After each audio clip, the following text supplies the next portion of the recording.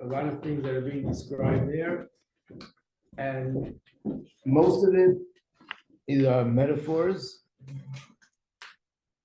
And in the notes here, during the class, we'll try to explain as much as possible what is the metaphor and what does it represent.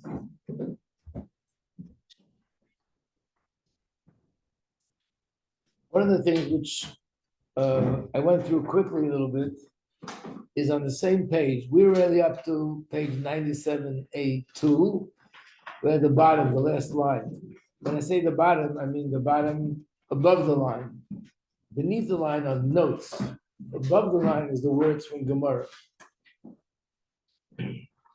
So there's a pasuk, and that pasuk is from Tehillim, and this is the last line in the first column. It says, Asher chefu oivecha Hashem.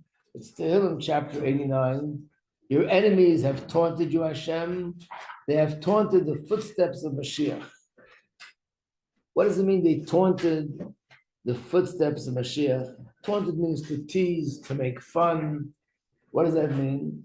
It means that being that Mashiach is something which we were promised is going to happen, and we wait for it every day. So every day that he doesn't come, it's another sort of disappointment. And therefore, it's one of those things that become a little bit difficult to have the emunah. Because yesterday you had emunah and you said, I know Mashiach can come today. And he said the day before, I know Mashiach can come today. And he said the day before, I know Mashiach can come today. And he still didn't come. So those who believe, it doesn't affect them. But then those who don't believe, those that laugh at it, use this opportunity in order to make fun. And they say, you see, it's never going to happen.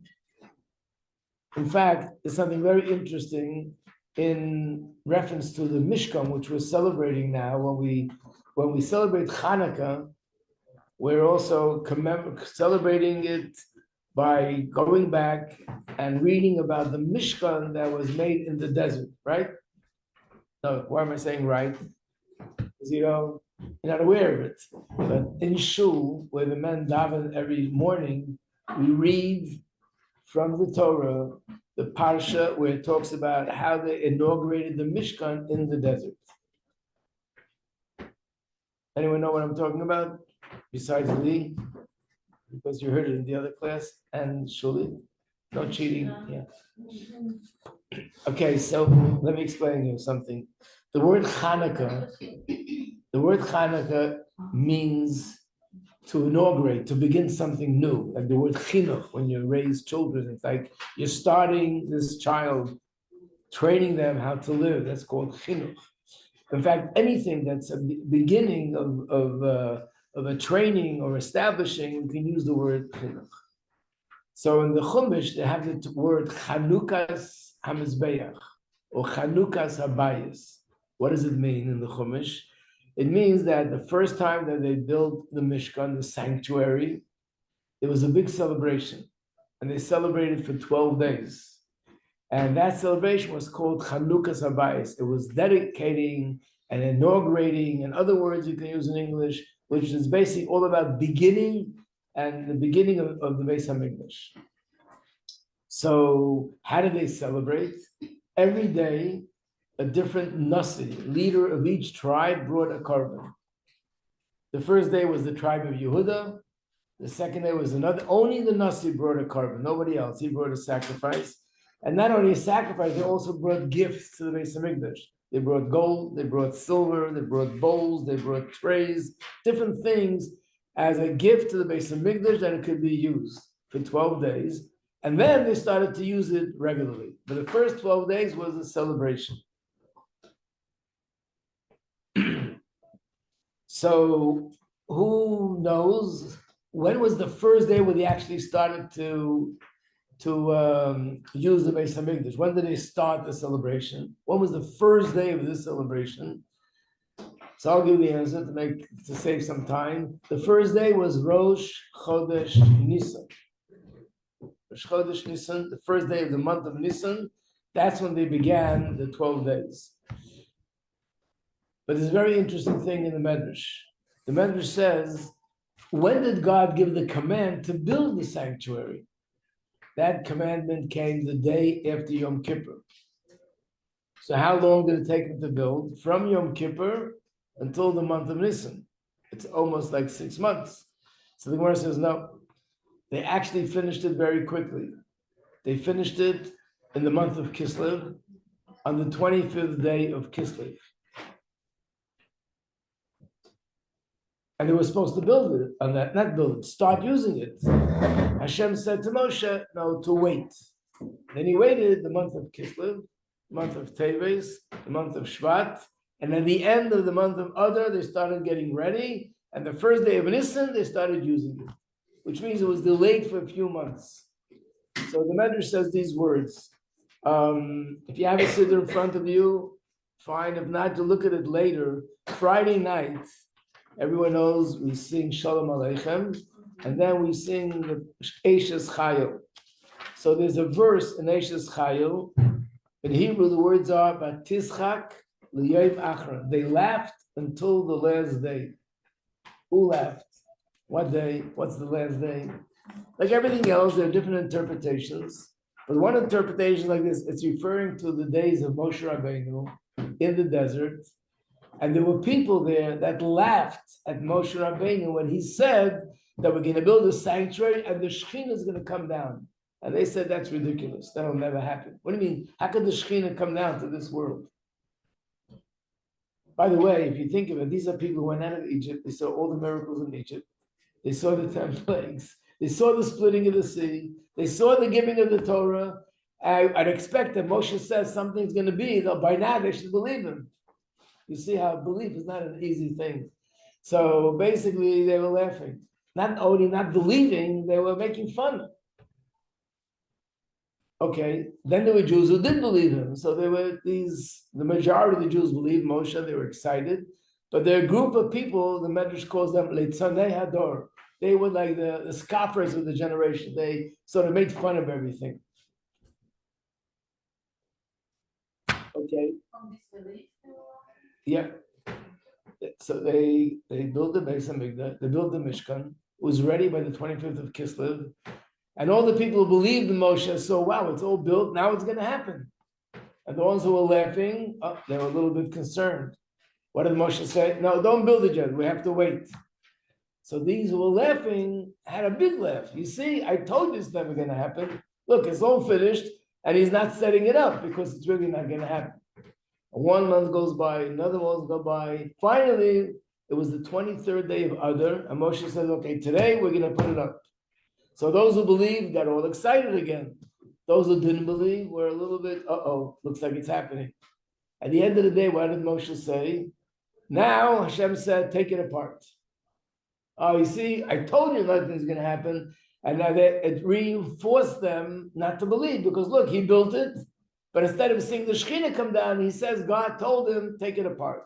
So they took the whole thing apart. When was that?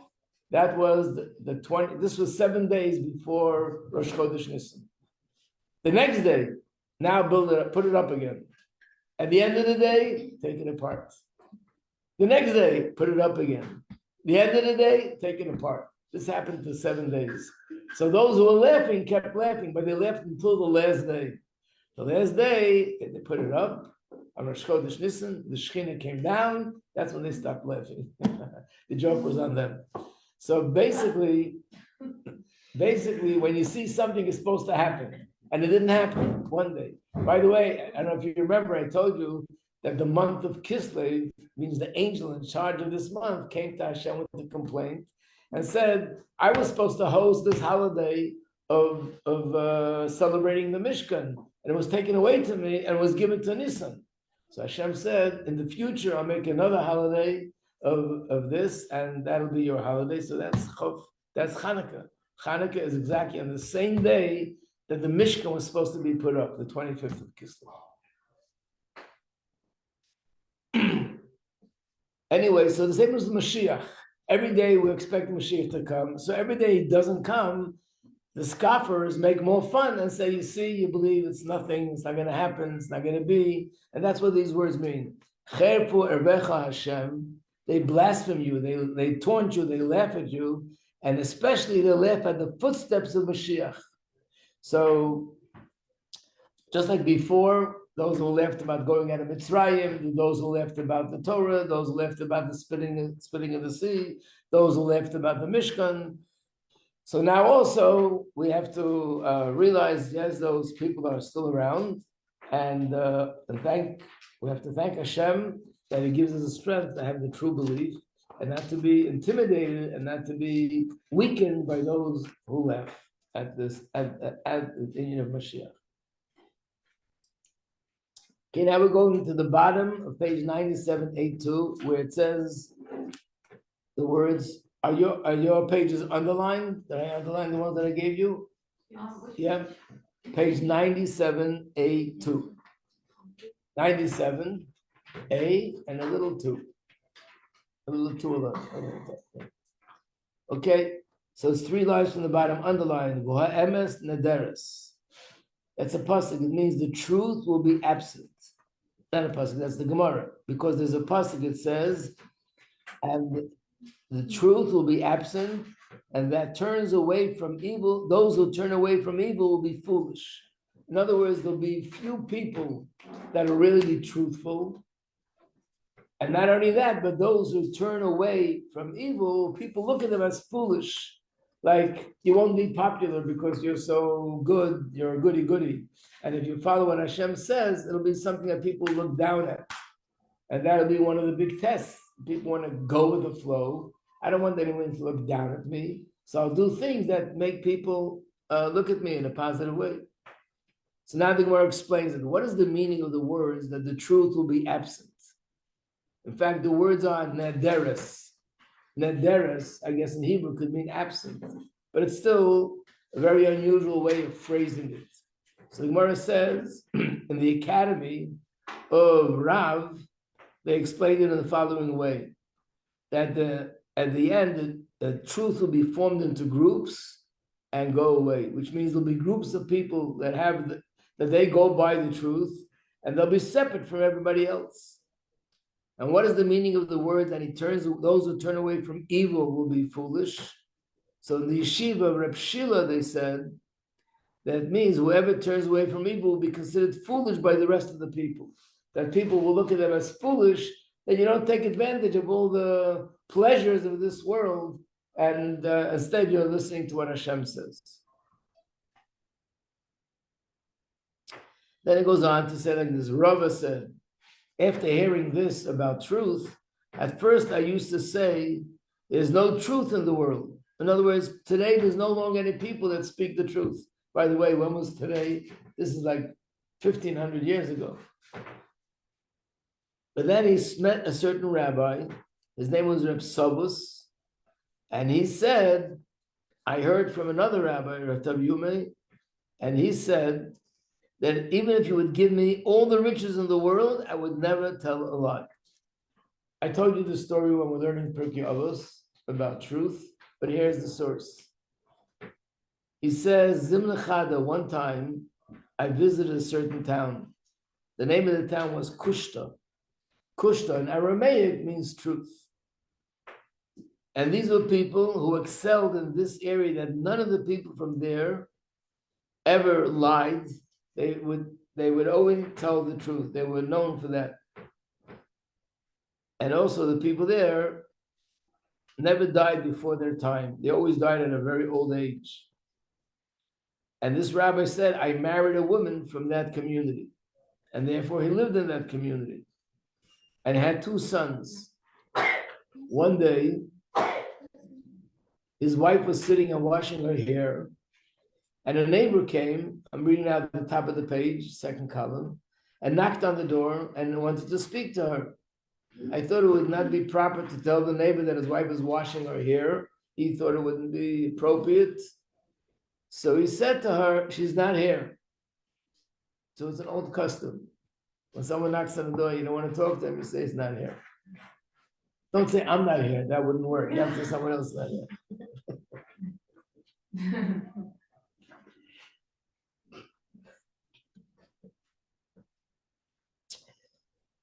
So the neighbor, after that, unfortunately, 2 of the sons died. the people from the town came to him and said, "What's going on? This never happened in our country, in our city." So he told them what happened, that he said something which wasn't true. So he said, "Please, we beg of you, leave our town and don't incite sort of the opposite of life against our people." So this is the rabbi that said, "I would never in my life ever say a lie again," because he suffered the consequences of saying something which is not true.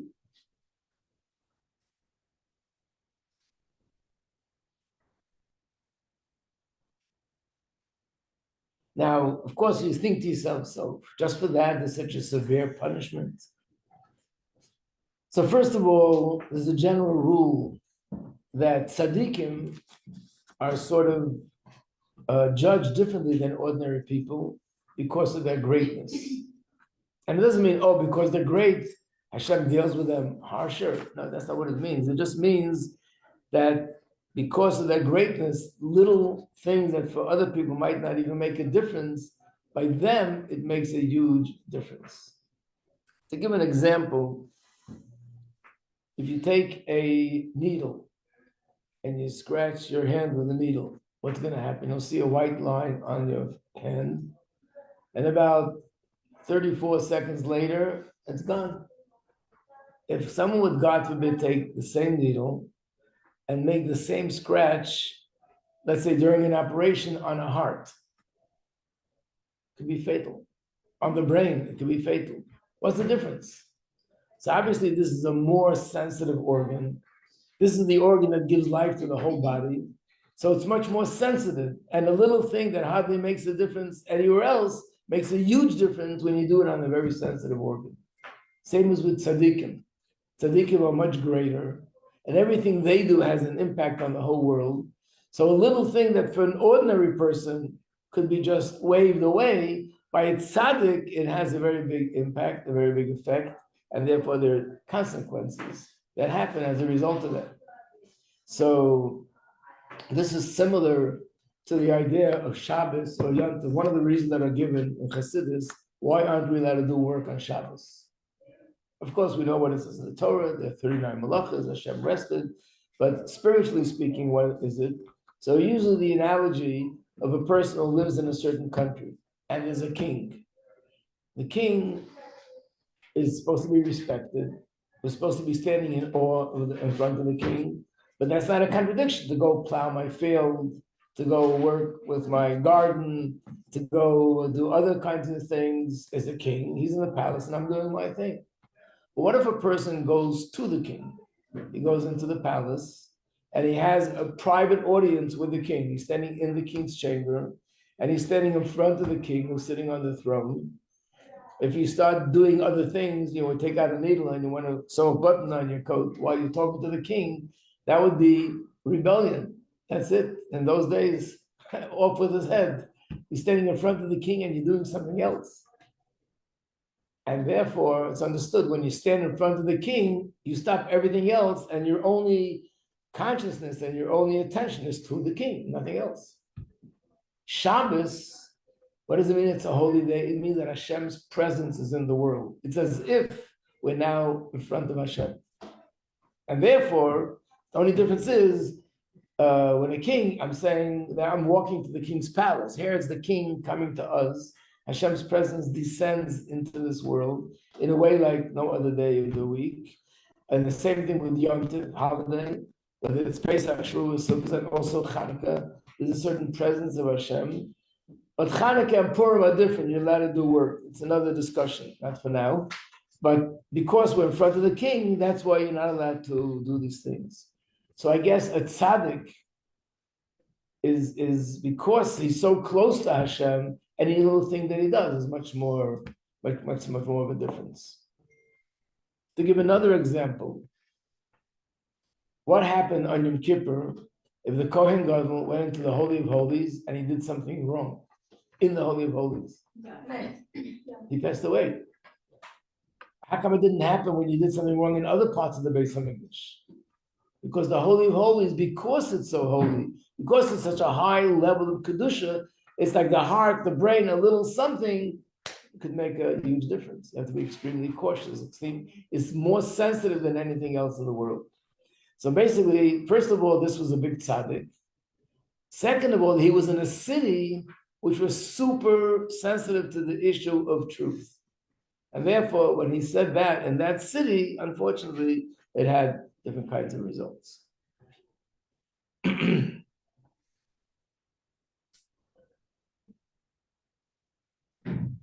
Okay.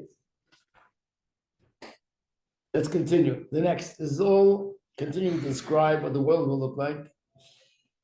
Tanya, it was taught in a brisa. We all know that Tanya begins with the word Tanya. And Tanya means something that was studied in a brisa. Usually, whoever learns Tanya and whoever's teaching Tanya, they usually explain what is a brisa. So I'm assuming everybody knows. But just in case, I'm just going to add a little bit of an explanation. And that is that Mishnah is the oral Torah. And it was written by the early sages. Rabbi Yehuda Hanassi was the one who wrote it down. These were the greatest sages of that time. But a little bit later, there were other sages that wrote something similar, like the Mishnah, but with more explanation. And that's called the Brisa. It was still before the days of Gemara, of the Talmud. Later, maybe 150, 200 years later, came the Talmud, where they elaborated on the Mishnah, which means one Mishnah could have pages and pages and pages of explanation. But before that, there were two stages. The first stage is Mishnah. Mishnah is something short, a few lines, like Pirkei Avos is Mishnah. And then came Brisa, which is the same as the Mishnah, but a little bit more explanation. And then came the Gemara, which is a lot of explanation.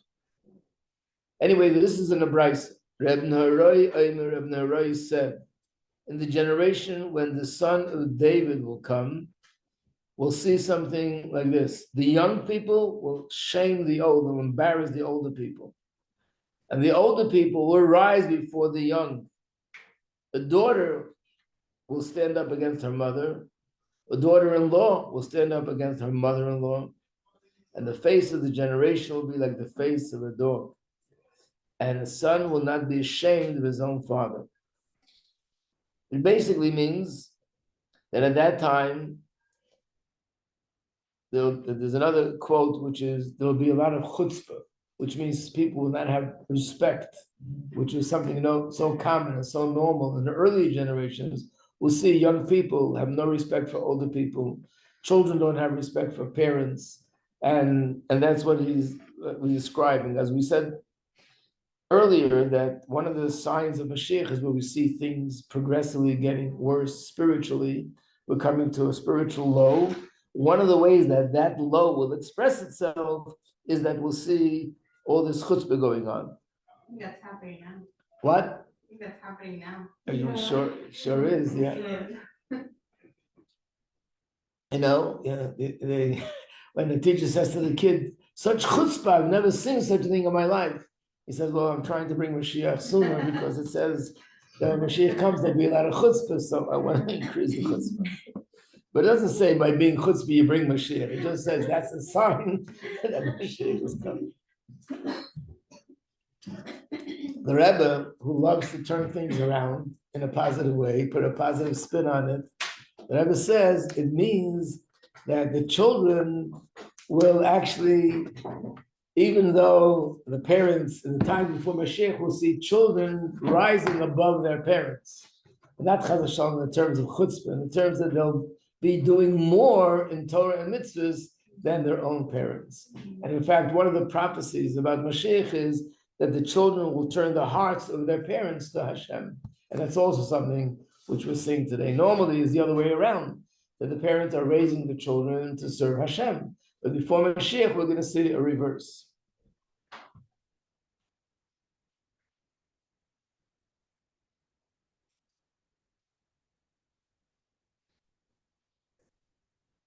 Okay.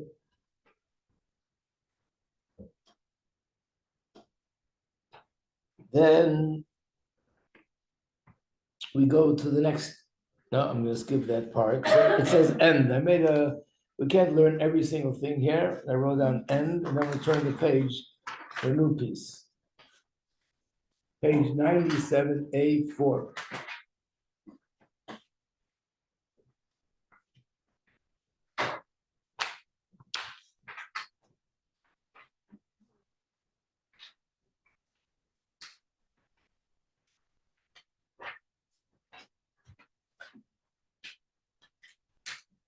Tanu Rabbanan, our sages, our rabbis taught in a brisa. That's another way of saying that it's a brisa. Based on this pasuk, it says, "For Hashem will judge his people. He will bring the redemption when he sees that the hand is going, and no one is being protected or helped." What does it mean? The hand is going, and no one will be protected. So the Gemara says a strange thing. This verse teaches us that Moshiach will not come until the informers have become numerous. What is informers? We actually learned about this in Pirkei Avos. And we learned that it's prohibited for a Jew to inform a government agency against another Jew.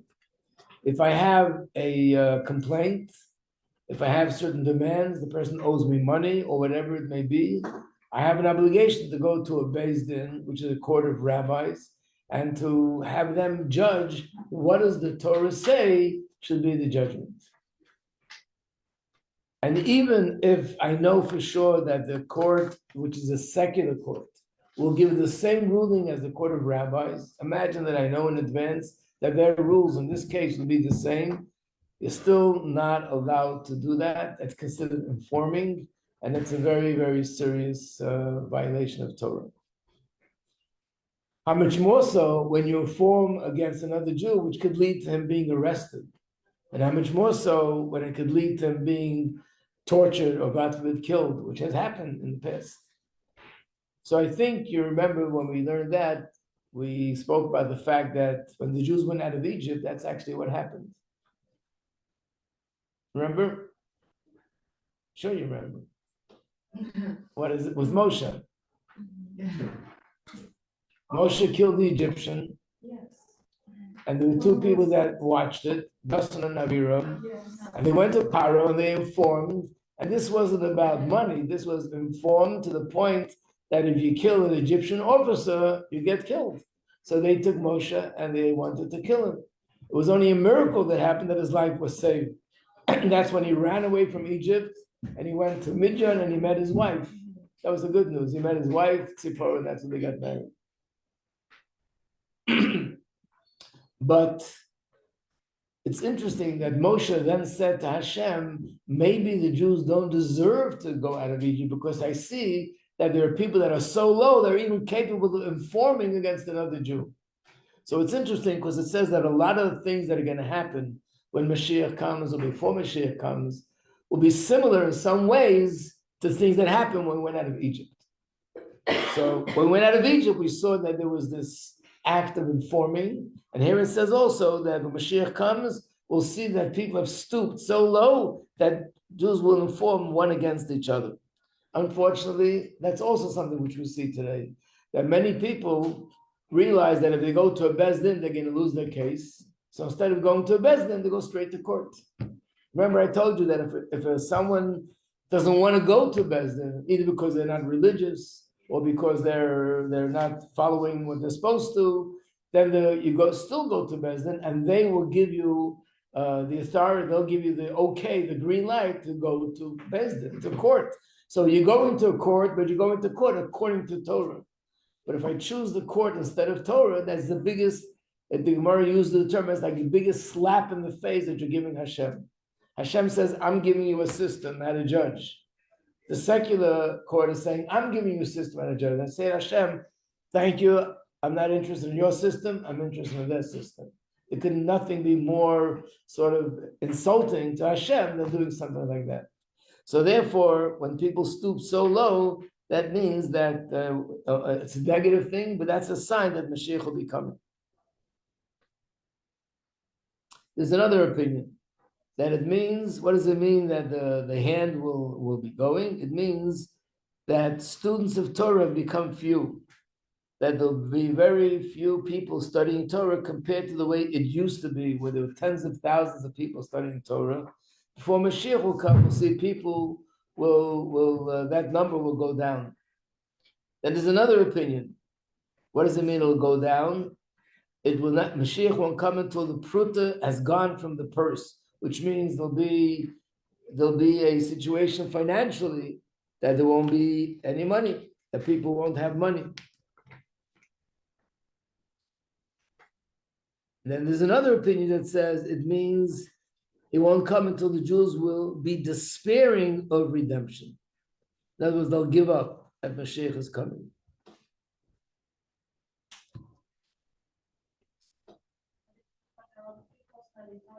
What?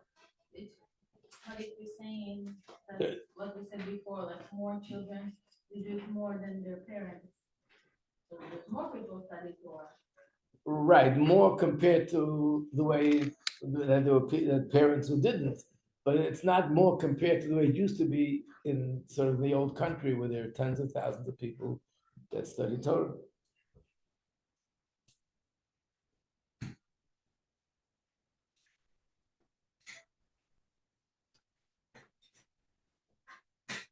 Then the Gemara says, this reminds of the story of Reb Zera. What's the story of Reb Zera? Reb Zera once found the rabbis dealing and talking about the subject of Mashiach. So he came to a group of rabbis. What were they talking about? Mashiach. So he said to them, please, I beg you, don't delay Mashiach's coming. Why? What are they doing wrong? And he said, Tanina, I learned this in the Brisa. There are three things that come only when it's not expected. What are the three things? Mashiach, a lost object that you find, and a scorpion. Which means when you find the lost object, it's not expected. When you go to work and you expect to get paid at the end of the week, you expect it. When you find something on the street, it's not that it was arranged in advance. You just happen to see something on the street and you pick it up and you have now something which is worth a lot of money. So a lost object that you find, and not you lost the object, someone lost an object and you find it, that's like something which comes suddenly. And the bite of a scorpion is also something which you're not planning on it, you don't arrange it, you just all of a sudden you get bitten and you realize there was a scorpion there. That's an animal that bites a person, it's dangerous. And the third thing is Moshiach. Of course, there's a lot of commentary on how do these three things come together, what does it mean? But there's one very cute one. I want you to look at it in number 51.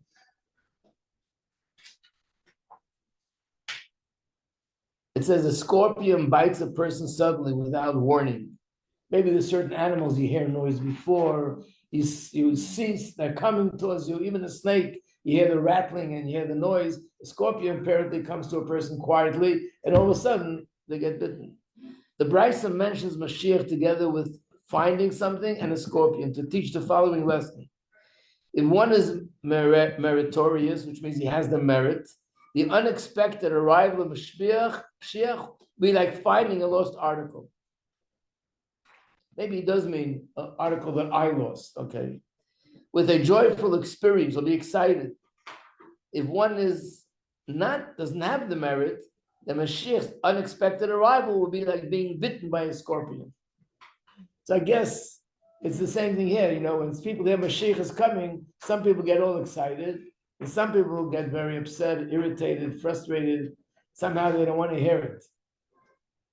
I think I gave this analogy when I spoke at the dorm about a month ago. Not a month ago, a few weeks ago.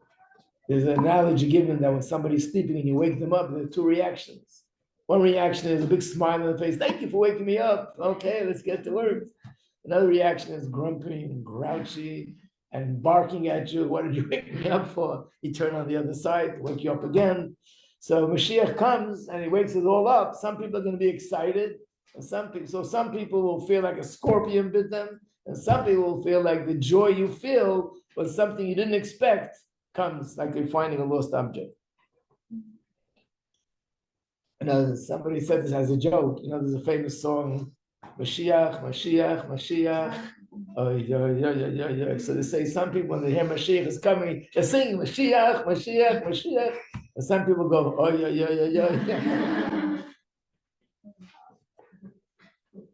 אבל יכול להיות שאנשים כבר לא רוצים כאילו מתי המשיח יבוא?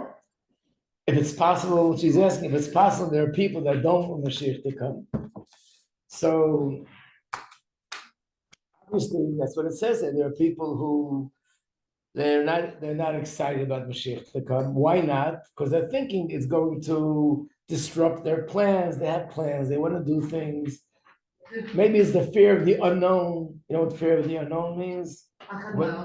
Right. You don't know what's happening, so you're afraid. Who knows if it's going to be better, what's going to happen? But especially, I have a job, I have a career. Yikes, what's going to happen with my? I worked so many years to get this, to get that.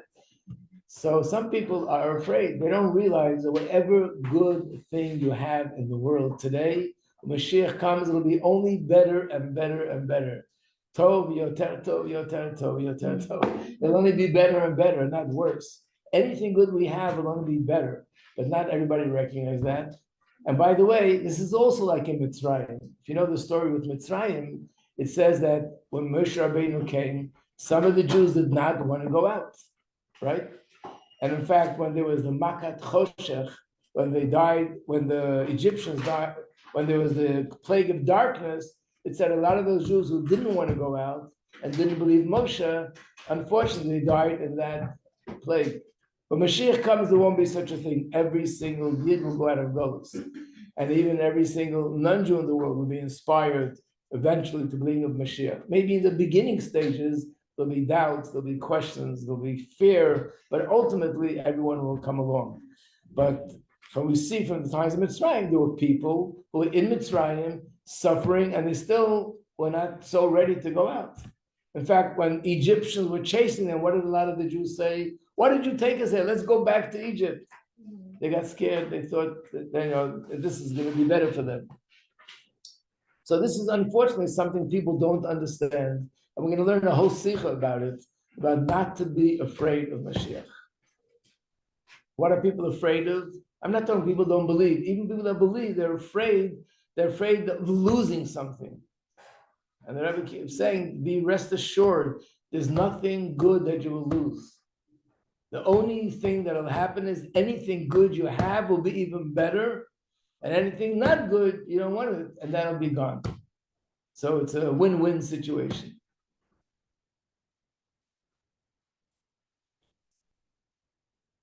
Now, what does it mean that he said to them, please don't stop Mashiach from coming because you're talking about it? What does that mean? He said he learned somewhere that in a Braisa, that Mashiach only comes when it's unexpected. And if you talk about it, you're making it expected, Mashiach won't come. So the Rebbe spoke about this numerous times, because when the Rebbe came out with his campaign on Mashiach,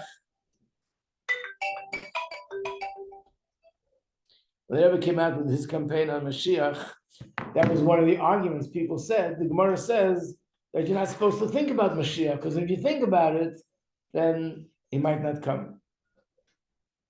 So the Rebbe almost left. Why? How could you say you're not supposed to think about Mashiach? Every day we daven and we ask Hashem to send Mashiach. And if you remember, I told you in one of the first classes, how many times a day does a person ask for Mashiach? Like for health, you ask 3 times a day. In Shachris, in Mincha, in Ma'ariv. Right, very good. I told you if you count it, you'll find a man who davens 3 times a day and benches after a meal, altogether, you're asking for Mashiach about 50 times. In Oleinu, we ask for Mashiach. In Shmon Esrei, we ask for Chiyas HaMesim, we ask for the shofar to be blown, we ask for the Sanhedrin to come back, we ask for the korbanos, for the sacrifices, over and over, 50 times a day. So we can't say that the Gemara is telling us don't think about Mashiach because then he won't come. How could you say don't think when we daven about Mashiach and we make brachas 50 times a day about Mashiach? So even here in the notes they explain it when it says don't delay it, is when people talk about setting a time and saying he's coming on this day, he's coming in this in this moment, those are the kind of things that delay Mashiach's coming, because we're not supposed to do it. If a rabbi would get up and say he's coming this day, and chas v'shalom something happens, he doesn't come on that day, people will lose their faith in Mashiach. And then I answered the question, and let me have you remember the answer. If not, I'll say it again. So how come it's okay? The Rebbe is telling us now that Mashiach is coming is imminent. If you're not supposed to give it time. We're in the process. Right. So I told you the answer is giving a time means talking about a time in the future that's when it's going to happen. What the Rebbe is saying to us is not a time in the future. The Rebbe is telling us it's happening now. What we are witnessing in the world, what we are witnessing in Eretz Yisrael, what we are witnessing, the changes that are taking place, is the process of Geula already unfolding. It's coming in stages. Like you said, this was how many years ago? 30 something years ago. How do we know what's this, how long this is? How long this 100 is? years, 200 years, this. 200 years can be what the Rebbe was telling us. In fact, the Rebbe asked to publicize it. I'm gonna give something out to you of an advertisement the Rebbe asked to put in the New York Times. It was a full page ad about Mashiach, and basically we are constantly seeing. Yes, we're seeing unfortunate things happening. We're seeing miraculous things happening. Like I told you, when the Persian Gulf War took place, the Rebbe said these are miracles that we're witnessing of Mashiach. 39 Scud missiles fell in a period of some like 40 days. In this time now, 300 missiles fell on Israel every single day since October 7th, until they knocked out Hezbollah and Hamas and Syria. 300 missiles a day, and what happened, comparatively speaking, is beyond belief. And every day they discover more things of what the plan was, what was supposed to happen, what could have happened. So we're witnessing miracles and witnessing things that we never saw before. So the Rebbe is telling us it's unfolding now, unfolding, and let's hang on there till the end. Let's not lose it. You know, sometimes you wait and say, forget it. And right after you say that, it happens. You just did it the wrong minute. That's happened to me with the computer. They tell this joke that there was somebody who wasn't Jewish, and he told the Jewish person that I heard that at the Seder the food is absolutely out of this world. He said, yeah, it's true. So he said, maybe you can get me invited to a Seder. He says, pretend that you're Jewish and you'll get invited. Anyway, he sees it the next day. He's cursing him out. He's screaming at him. He said, what's the matter? Food wasn't good? What food? He says, first we came, instead of eating, give me a cup of wine. Okay. Then they start talking. I'm talking. I'm waiting. Finally, I'm hungry in my stomach. I didn't eat a whole day because I heard there's going to be a lot of food. Okay, something's coming. Another cup of wine. Oh, no. Okay, something's coming. These hard crackers. Okay, I'll give it one more chance. Then they bring bitter things. I thought we were going to choke on it. I said, I left and finished. So, right after that came Shulchan Aruch, came the mail. He just. So we shouldn't be like those people. We waited, and then now we're going to give up. Chas v'shalom. Okay.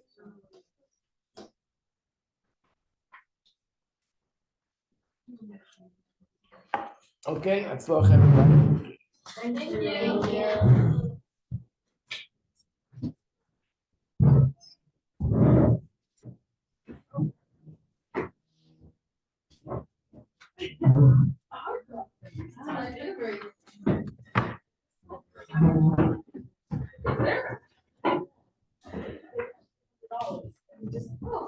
Let's keep going. I like the lights. You just keep going. You don't take the money. But they could do it.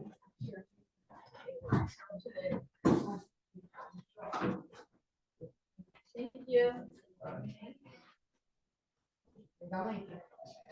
I win. Yeah, but I think I paid $1. Yeah, $1. I like it. I don't know. Hi girls, I know I'm not teaching Parsha today,